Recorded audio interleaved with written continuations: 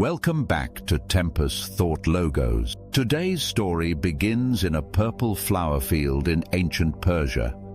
It passes through the Temple of Jerusalem, the robes of Buddhist monks, the altars of Hindu gods, and the laboratories of modern neuroscientists.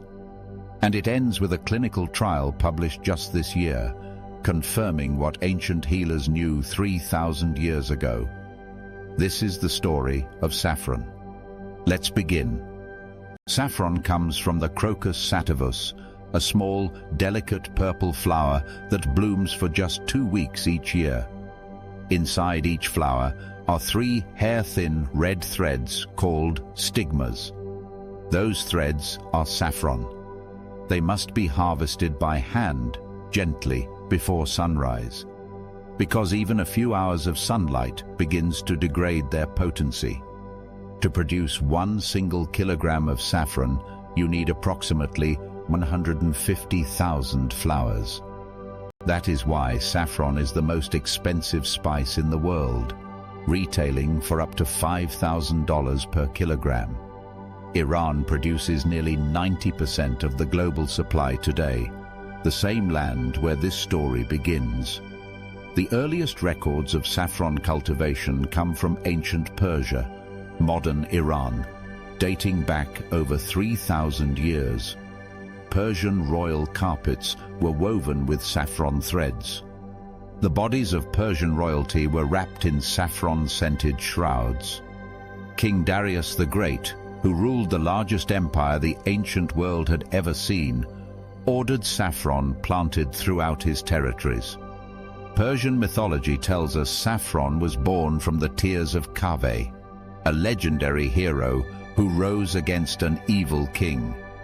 In another myth, the goddess Anahita, goddess of healing waters, used saffron to cure the sick and wounded. This is the land where saffron was born, and this is where it first became sacred. Move west to the ancient Levant, the land of Israel. The Bible mentions saffron once, in the Song of Solomon, chapter 4, verse 14. It is listed among the most exquisite and precious of all plants. But in Jewish tradition, saffron's role goes much deeper. The Talmud, the central text of Jewish law and tradition, contains multiple references to saffron. Most remarkably, saffron was one of the 11 ingredients of the Ketoret. The Ketoret was the sacred incense burned every single day in the Temple of Jerusalem. It was burned in the morning and at twilight, a daily offering to God. The exact formula was considered so holy that the family entrusted with it kept it secret for generations. Saffron was part of that formula. Now travel east, to Kashmir, to India, to the birthplace of Buddhism. After the death of the Buddha in the 5th century BC, his followers faced a question.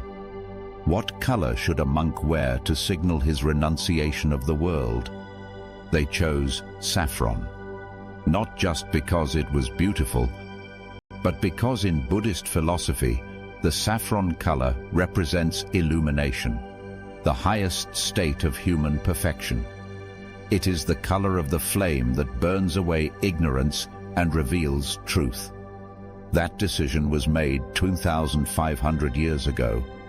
And today, Buddhist monks across Southeast Asia, Tibet, Japan, and Sri Lanka still wear those same saffron robes. The color has never changed. The meaning has never changed.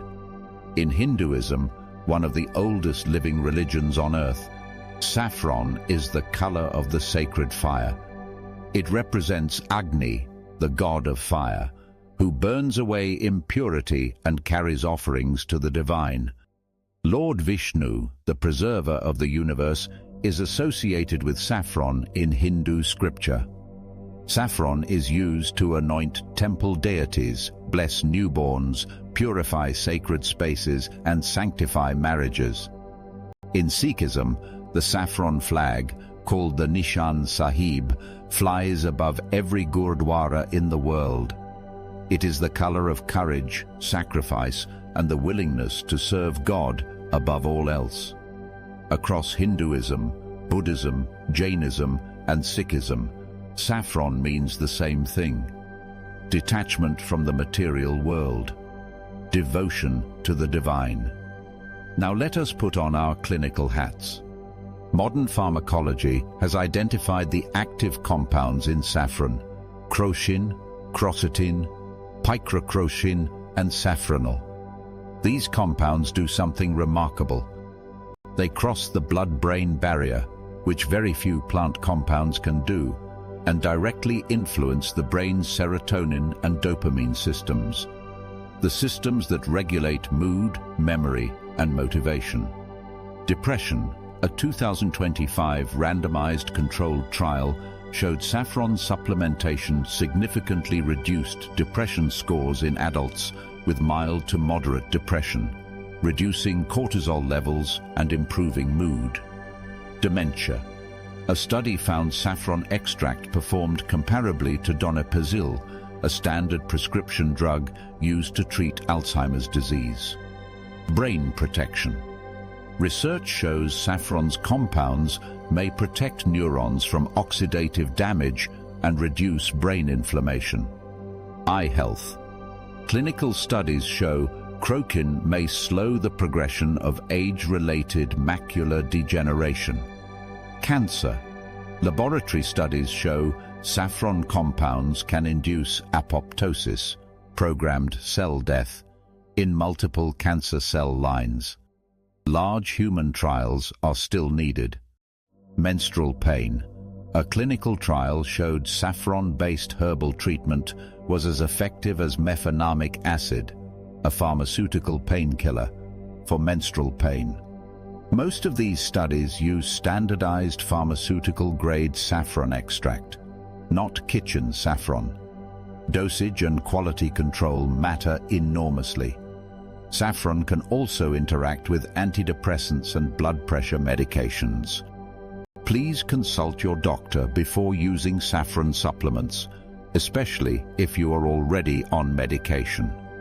3,000 years ago, a Persian farmer harvested the red threads of a purple flower before the sun rose.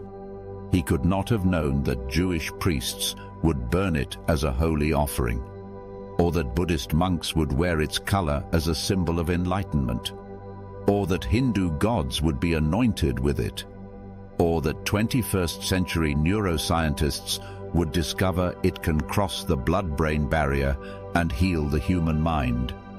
But somehow, across every culture, every continent, every century, humanity kept returning to the same small flower. Faith knew something. Science is finally explaining why.